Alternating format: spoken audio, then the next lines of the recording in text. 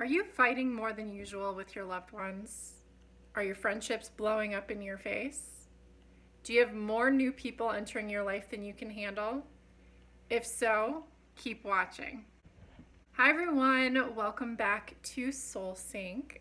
Today we are going to talk about how to handle relationship changes.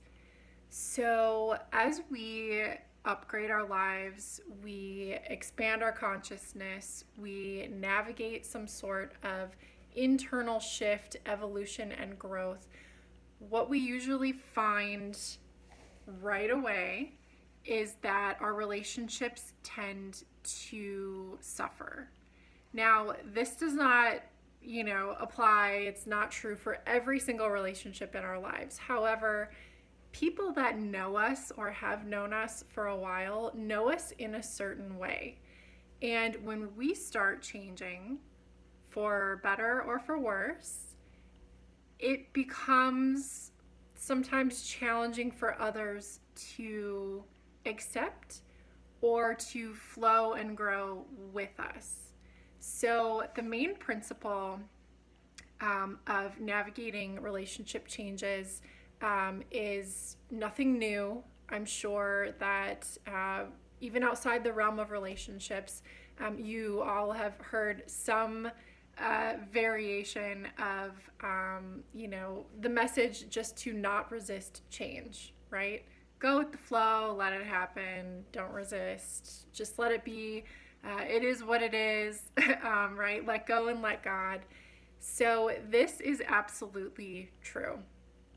And it's difficult in relationships because we are social, and our social connections are very important to us just as part of the human species. So it can be very anxiety provoking and triggering if relationships with those who are close to us, familiar to us, provide us with some sort of perhaps support, encouragement, fun. They love us just how we are. They don't necessarily want us to change. It can be very challenging when those relationships do start to change and we experience some conflict as our personality, our lifestyle, our way of communication, our level of knowledge, our level of consciousness changes and grows with us. And sometimes others really struggle to allow us that graceful change. They really want us to stay how we are because that's how they know us and it's familiar to them. And when we start changing, sometimes there's discord and disconnect because we have knit our social circle in such a way that we all play a specific part for each other. So when one piece of the tapestry starts changing or unraveling, it kind of changes the look of the whole tapestry, right? And we can understand that conceptually in regards to things, tangible things we can see and touch. However, when we move to the intangible things like our emotional connection with people, our social connection, the way that we relate to others and they relate to us, that's where sometimes it gets messy and harder to understand and accept and navigate. So it's really important to not resist the change as much as we may want to, because if we resist the change, we are going to shrink ourselves down and stunt the growth that is trying to flourish and unfold for us. And let's see. So I'm trying to think of an example for you guys from my own life that's not too personal of a story to share. And I think probably the best story that I can share is about me holding on too long. And this is something that I have struggled with over the years. I have tended to keep my social circle small as it is already. So it feels a lot more dramatic and painful to lose, one person from a smaller group than someone from a large array of options, especially when you've known them for a really long time and you are close, you have a lot of history with them. They've kind of watched you grow up. So, this is in regards to childhood friends who just are not on the same path as you in life. And I really struggled for years and years and years and years to allow certain relationships to fall away. Even if me and a particular person were not communicating regularly, very sporadic, I still had trouble letting go of that emotional connection to them, that energetic connection and cord, binding them to me and me to them. And you try to make it work. I tried to make it work.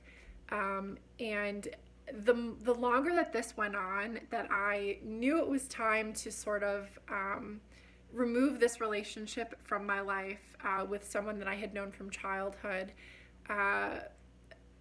I really resisted letting it go, okay? And the more that I held on to it, the longer that this continued, that I continued to feel this way, and we were continuing to grow apart, it became increasingly unfulfilling for me.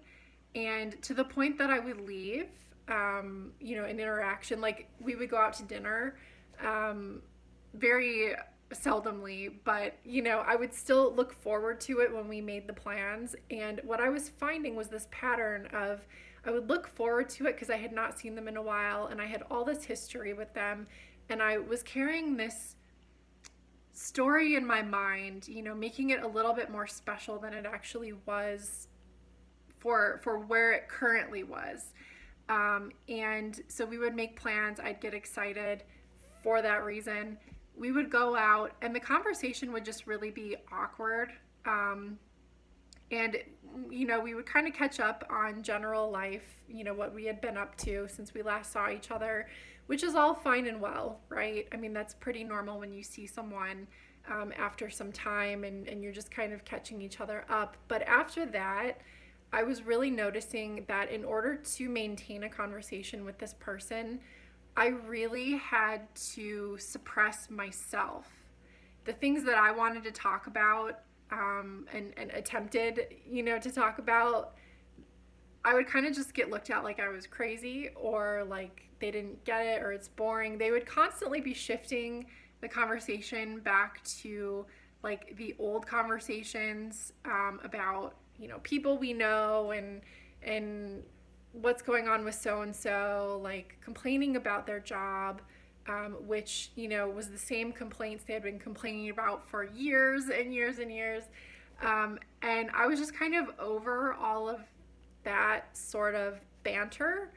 And I really just wanted to talk more about concepts and knowledge that I was coming across and,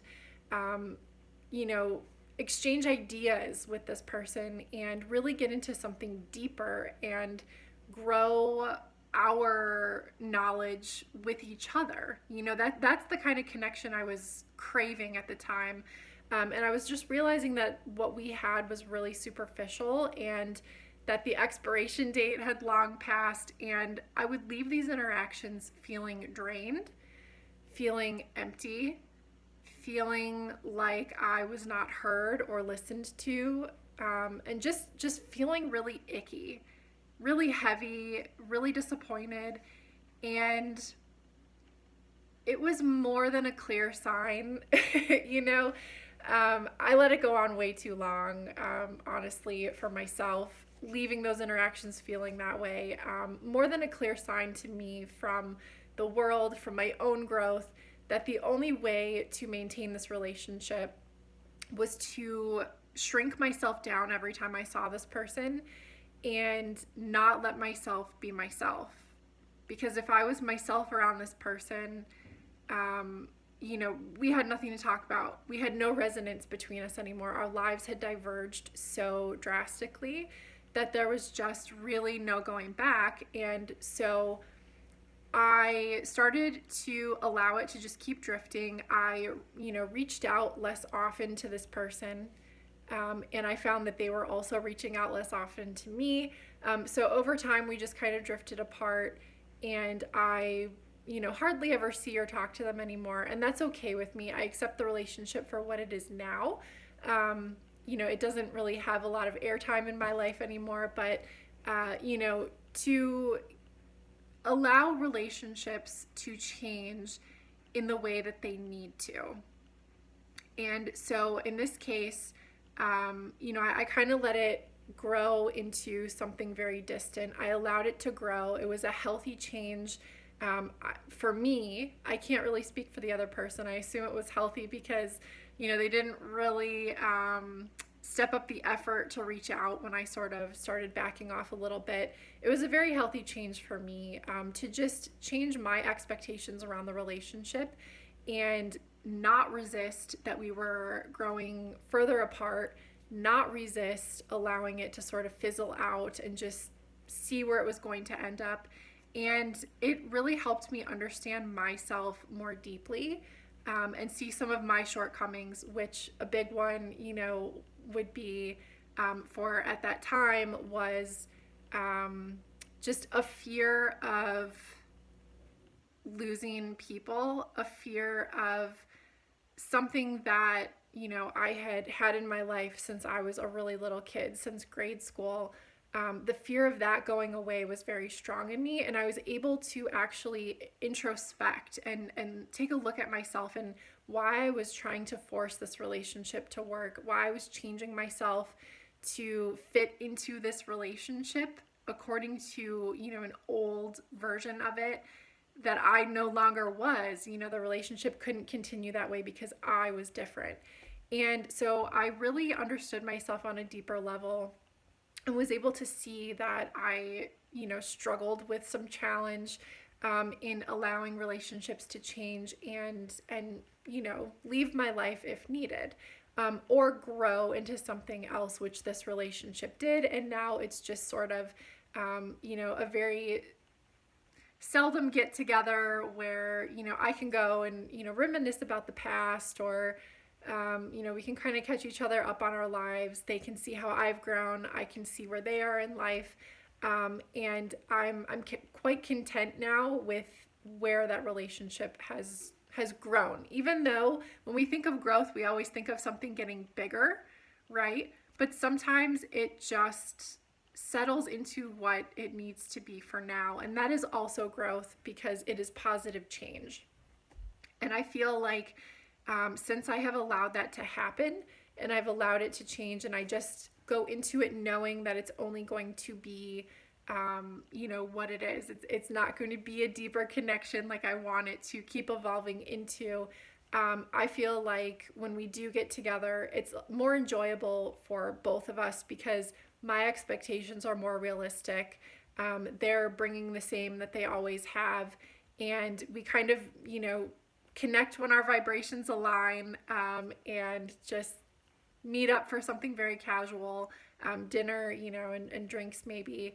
And it is what it is, right? It's kind of where we started. It is what it is. And it brought a lot of positive growth for me to be able to introspect in that way. So, best case scenario for relationships are that others can grow with you. Maybe not immediately, but sometimes you are placed in a group in order to be the forerunner. You are open and receptive to higher information, to upgrading your life, to taking it to the next level for yourself on the inside and the outside. And you are a shining light. You are a candle for others, showing what's possible. And so, this is why it's important to not resist the change, because sometimes it's not necessarily about us losing a relationship. It's about us being that North Star for others, and they can say, wow, me and Jessica were in the same place for so long, and I'm watching her start to live her dreams. Like, what is she doing? Let me learn a little bit more about that. Let me observe. Let me listen to her experiences. And, it can inspire others in your circle to start making changes in their life too. And we are all lifting each other up in that way, which is really beautiful. Now, there are many instances where we have to let them go. So sometimes we let them grow, and other times we have to let them grow. I'm sorry, we have to let them go and grow in their own way, which may not be the same direction as us. So just know that this is for your higher good. You are probably going to have a tough time with this if you form really deep connections with people and you love the familiar. You are very routine oriented and you like for things to not change much. It is for your highest good when people choose to leave you, or when you decide you feel in your gut, your intuition is telling you, your body is telling you, your soul is telling you, it's time to leave a relationship behind. Just know that it's for your highest good and it doesn't have to be forever, right? Sometimes we are just afraid of endings, however that may be, graduating high school or leaving a relationship, a romantic relationship, or having a circle of friends kind of fall apart as life changes for everyone. There's always something positive right around the corner that you can't see yet. But in order to get there, you have to let them go and free up your energy so that you are open and receptive to what is next. So every time that you hit a growth point in your life, every time you hit a certain point in your evolution, emotionally, socially, financially, spiritually, physically, fitness perspective, even, your energy is being upgraded. You are taking it to the next level for yourself, and there are new associations and relationships that are waiting to enter your life. But first, we have to create space. It's like having a full closet and continuing to buy stuff. And before you know it, you're not even wearing the stuff that you bought. And it's just kind of sitting there and there's no benefit for you, right? It's very similar to that, where we have to create space. And sometimes others do that for us by making the choice to end a relationship or a connection. We have to create space to free up our energy, okay?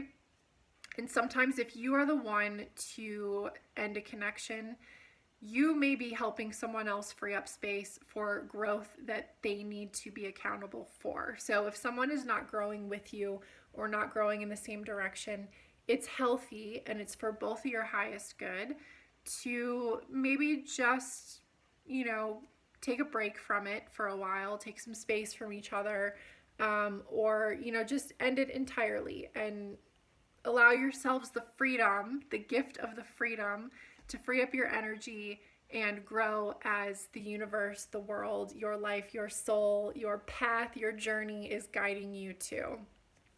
And this will allow you to soar to your own new heights. And what I have found for myself is that despite all of my challenge for letting relationships go, regardless of what side of that I'm on, it is not always forever. Sometimes it is important for a group of friends to break up, go their separate ways, experience life, gather information. This is true for romantic relationships too, or family.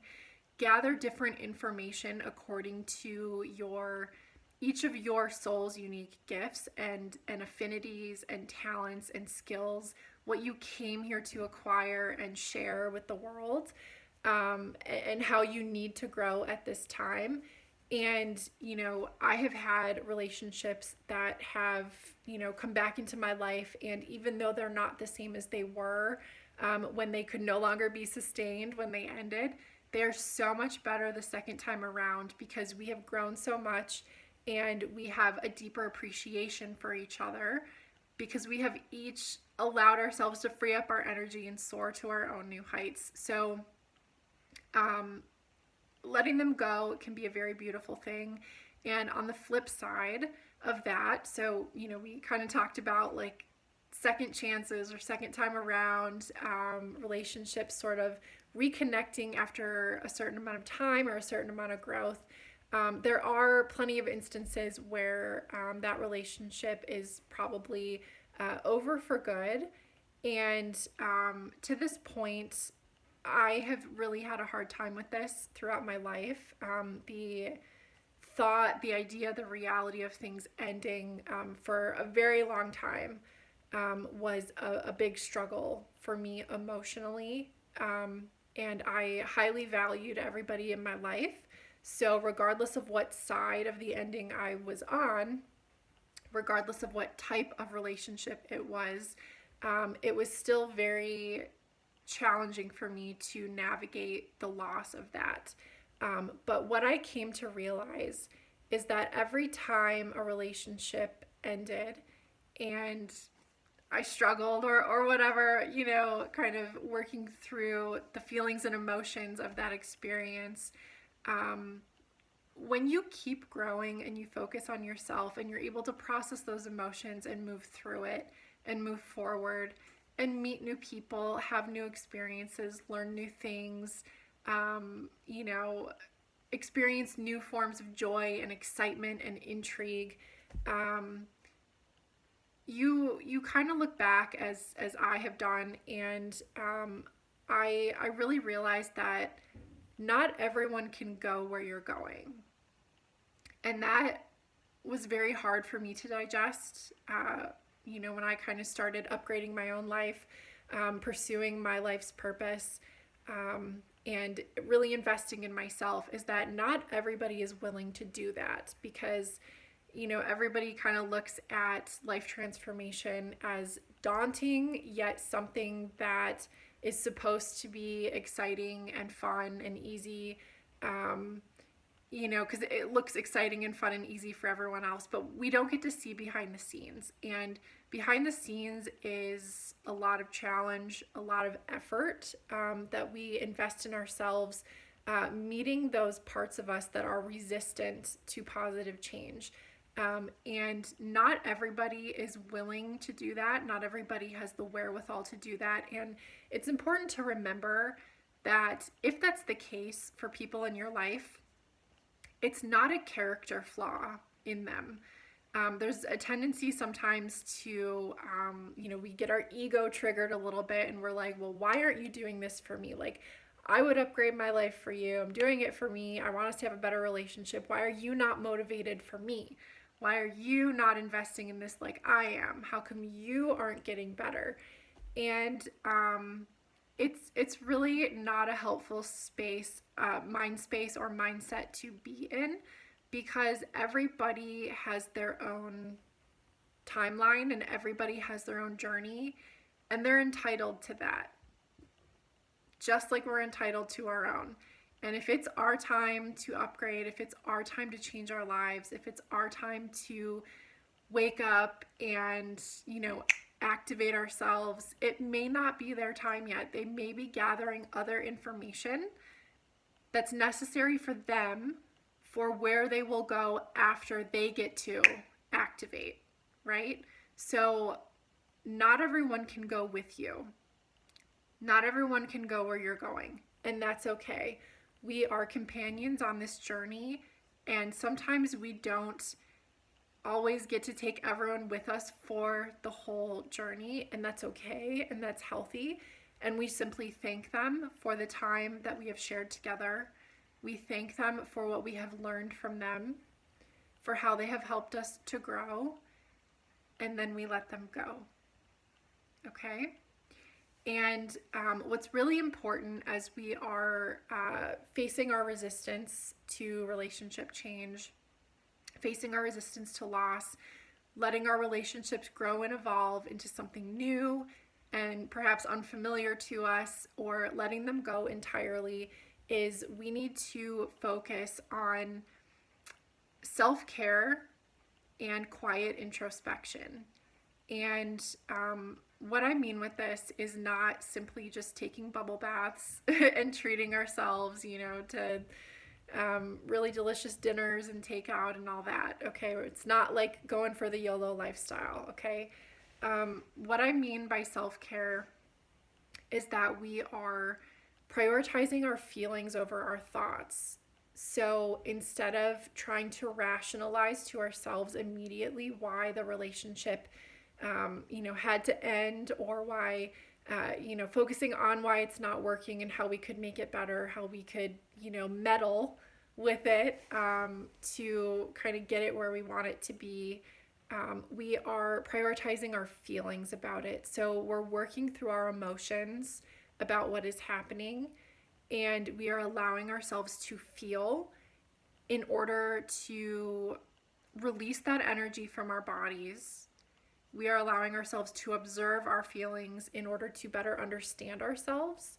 And we are giving ourselves time to rest. So when we go through something emotional, when our lives are changing, people are coming in and out of our lives, it's important to allow ourselves to physically rest, because we are processing a lot internally, and our mind and our body, our emotions are all closely, very intricately interconnected. And so if one region is really working through something, it's important to rest in other ways. So if we are going through a physically taxing time, it's important to take care of our mind and not overdo it with analysis and thought and thinking and planning. We need to, counterbalance our physical exertion with mental rest as well. And just the same, if we are going through something very emotional or very intellectually challenging, it's important to realize that our body will get drained and we will need to physically rest. So we're going to prioritize our feelings over our thoughts. We are going to practice quiet introspection. And for this, we can use meditation or just giving ourselves quiet time every day just to rest, lay down on the couch, close our eyes, sort of unwind and allow our bodies to just deeply relax and sink into wherever we are sitting or laying down, just for that brief break from doing, right? And we also are, through these two tactics or methods, actions, we are able to strengthen our connection to ourself. And this is going to accelerate our personal growth.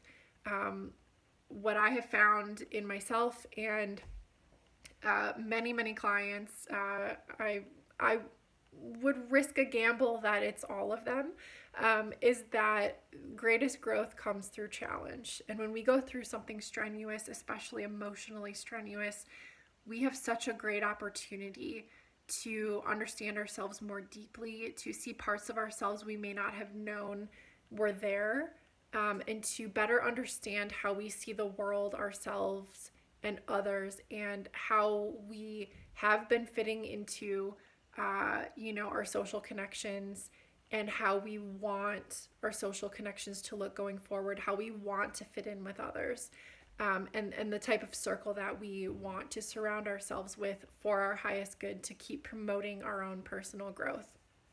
So if you are going through a lot of relationship change right now, I'm sending you much love and support. Positive thoughts and well wishes and high vibes your way.